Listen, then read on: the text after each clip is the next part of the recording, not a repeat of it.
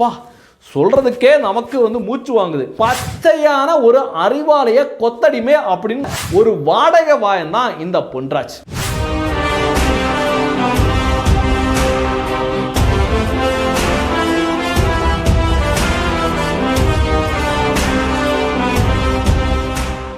அனைவருக்கும் வணக்கம். இந்த பதிவில் எதை பத்தி பார்க்க போறோம்னா, ஒரு வாடகை வாயனை பத்தி பார்க்க போறோங்க. வாடகை வாயனா யாருங்க அந்த ஆளு அப்படின்னு கேட்டீங்கன்னா, பொன்ராஜ். பொன்ராஜா அது யாருன்னு கேட்டீங்கன்னா, அதுக்கு பதில் நம்மள்கிட்டே இல்லைங்க. அவர் என்னவா இருக்காரு, இப்போ என்ன நிலைமையில இருந்து பேசுறாருன்னு யாருக்குமே தெரியாது. ஏன்னா ஒவ்வொரு சீசனுக்கும் ஒவ்வொரு அவதாரம் எடுப்பார். பிரதமர் நரேந்திர மோடி அவர்கள் ஏதாவது ஒரு கல்விக் கொள்கையை அமல்படுத்துறாருன்னா உடனே கல்வியாளராக மாறிடுவார். மத்திய அரசு பட்ஜெட் வெளியிடுதுன்னா உடனடியாக பொருளாதார நிபுணராக மாறிடுவார்.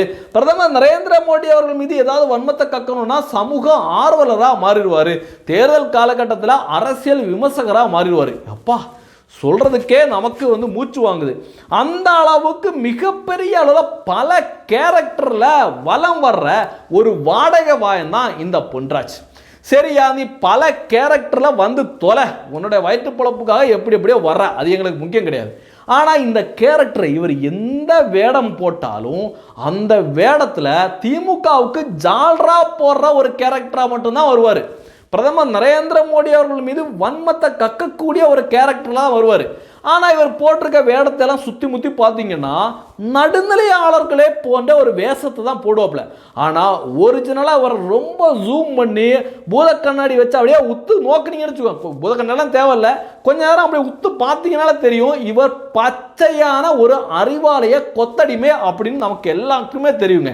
ஏன்னா 200 ரூபா ஊப்பி செய்கிற வேலையை கொஞ்சம் கூட கூச்ச நாச்சம் இல்லாம நடுநிலையாளர் அப்படின்னா கொட்டை எழுத்துல பேரை வச்சுக்கிட்டு இந்த பொன்ராஜ் போன்ற வாடகை வாயன்கள் இன்னைக்கு வரைக்கும் செஞ்சுட்டு இருக்காங்க.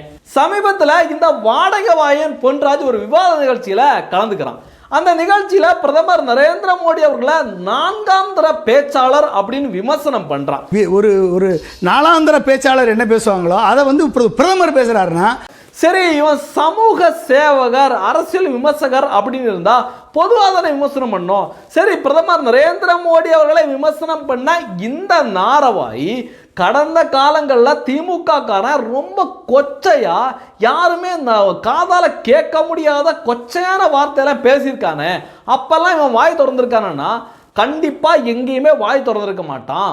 பிரதமர் நரேந்திர மோடி அவர்கள் மீது தனிப்பட்ட வன்மத்தால தொடர்ந்து வன்மத்தை கக்கிட்டே வர்றான். பிஜேபி மேல உள்ள வன்மத்தால அரசியல் ஆய்வாளர், சமூக ஆர்வலர், கல்வியாளர் அப்படிங்கிற போர்வேல திமுகவுக்கு சொம்படிக்கிற வேலையை தான் அந்த பொன்ராஜ் பார்த்துட்டு வர்றான் அப்படிங்கிறது பச்சையா தெரியுது.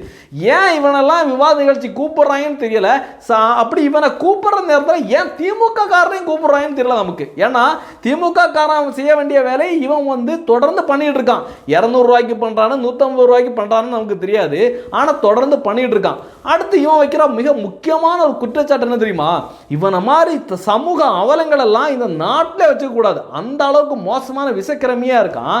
இவன் என்ன சொல்றானா, இவிஎம் மிஷினை ஹேக் பண்ணி தான் பிஜேபி தொடர்ந்து வெற்றி பெற்றுட்டு இருக்காங்க. இவிஎம் மிஷின் மீது அவ்வளோ குறைய சேப்ட மாறி இறைக்கிறான். அப்ப என்ன அர்த்தம்? இவிஎம்ல மூலம் தான் வர முடியும் 2:30 மணிக்கு, இவிஎம் இல்லாம வர முடியாது. ஆனா இவனை மாதிரி ஆட்கள் எவனுமே 2017 எலெக்ஷன் கமிஷன் இவிஎம் மிஷினை தூக்கி போட்டாங்க. ஐயா இதுதான் இவிஎம் மிஷின், உங்கள்கிட்ட ஒப்படைச்சிடுறோம், எங்க முன்னாடி வச்சு உங்களுக்கு இவ்வளவு நாள் நாங்கள் டைம் தரோம், நீங்க எங்க முன்னாடி வச்சு இந்த இவிஎம் மிஷின்ல எப்படி தவறு செய்ய முடியும், என்ன பண்ண முடியும் அப்படின்னு நீங்க நிரூபிச்சு காட்டுங்க அப்படின்னு ஒவ்வொரு கட்சிக்கும் எலெக்ஷன் கமிஷன் கூப்பிட்டாங்க. இப்போ இவிஎம் குறை சொல்றாங்கல்ல, இந்த பொன்ராஜ் போன்ற வாடகை வாயன்களும் மற்ற கட்சிகள் அல்ற செல்ற கட்சிகள் எல்லாமே சொல்றாங்கல்ல, எவனுமே போகலங்க. எவனுமே அந்த இவிஎம் மிஷின்ல இன்னது பண்ண முடியும்பா, இப்படி ஹேக் பண்ண முடியும்னு எவனுமே சொல்லலை. அதை விட்டுவிட்டு அங்கே போய் சொல்கிறத விட்டுவிட்டு இப்போ டிவியில் உட்காந்து மக்களை குழப்புறதுக்கு இந்த மாதிரி விஷயத்தெல்லாம் இந்த வாடகை வாயன்கள் மூலமாக காங்கிரஸும் சரி திமுகவும் சரி தொடர்ந்து பண்ணிட்டு வர்றாங்க. என்ன காரணம்னா இவங்க தோக்க போறாங்க அப்படிங்கிற விஷயம் அவங்களுக்கே தெரிஞ்சு போச்சுங்க. அதனால இப்படியாவது ஏதாவது கிளப்பிடுவோம், இந்த வாடகை வாயன்களை வச்சு ஏதாவது கிளப்பிடுவோம், அதுலயாவது மக்கள் வந்து குழம்பட்டோம் அப்படிங்கிறதுக்காக தொடர்ந்து இந்த பொய்யை முன் வச்சுட்டே வர்றாங்க. ஆனால் காங்கிரஸில் இருக்கிற ஒரு சிலவங்களே இந்த பொய்யை சுக்கு நூறாக உடைச்சிட்டு வராங்க. சிதம்பரத்தோட நம்ம ஊரில் இருக்காப்புல முன்னாள் நிதியமைச்சர் சிதம்பரம், ரீகவுண்டிங் மினிஸ்டராக இருந்தார்ல, அவருடைய பையனாக இருக்கிற கார்த்தி சிதம்பரமே கேட்குறாரு, யோ பைத்தியக்காரங்களே, இதே ஏன்டா நீங்கள் சொல்லிட்டு வர்றீங்க, பாரதிய ஜனதா கட்சியினர் தொடர்ந்து களத்தில் வேலை செய்கிறாங்க, அவங்க வெற்றி பெறுறாங்க, அவங்க அதை அங்கீகரிக்கிறத விட்டுவிட்டு தொடர்ந்து இவிஎம் சரியில்லை இவிஎம் சரியில்லைன்னு ஏன்டா பைத்தியக்காரங்களே சொல்கிறீங்க? இதே இவிஎம் வச்சு தானே காங்கிரஸ் வந்து தெலுங்கானாவில் வெற்றி பெற்றுச்சு, காங்கிரஸ் வந்து கேரளாவில் வெற்றி பெற்றுச்சு, தமிழகத்தில் திமுக வெற்றி பெற்றுச்சு, ஏன்டா இப்படி போய் சொல்லிட்டு இருக்கீங்க அப்படின்னு காங்கிரஸில் இருக்கிறவங்க கூட கேள்வி கேட்குறாங்க.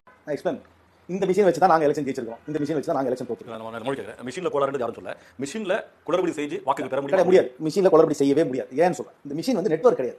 உங்க போனும் என் போனும் ஒரு ஸ்மார்ட் போனா இருந்தா ஒரு நெட்வொர்க்ல இருக்கும், ஒரு டெலிகாம் நெட்வொர்க்ல இருக்கும், இல்லாட்டி ஒரு சாஃப்ட்வேர் நெட்வொர்க் iOS ஆகும், ஆண்ட்ராய்டு இருக்கும், அந்த மாதிரி நெட்வொர்க்ல கனெக்ட்.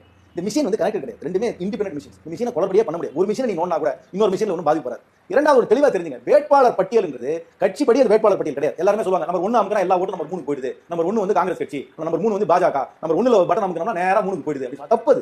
ஏன்னா ஒரு தொகுதியிலையும் அந்த வேட்பாளருடைய ஆல்பபெட்டிக்கல் ஆர்டர்ல தான் நம்ம போடுறோமே தவிர கட்சிப்படி அந்த லிஸ்ட் வரது கிடையாது. வேட்பாளரோட லிஸ்ட் எப்ப தெரியும்? லாஸ்ட் டேட் ஆஃப் விட்ராவல் வரைக்கும் யாருக்குமே அந்த லிஸ்ட் தெரியாது. ஒரு தொகுதியில் ஒரு ஆனந்த் இருப்பாரு, இன்னொரு தொகுதியில் ஒரு ஜஹீர் இருப்பாரு, இன்னொரு தொகுதியில் ஒரு பாலு இருப்பாரு, ABZ தான் வரும். அது எந்த கட்சியில இருக்காங்க தெரியாது. கட்சிப்படி ஆர்டர் கிடையாது. National parties, state parties, recognise parties உள்ள ஆல்பபெட்டிக்கல் ஆர்டர் தான் கேண்டிடேட்ஸ் தான்.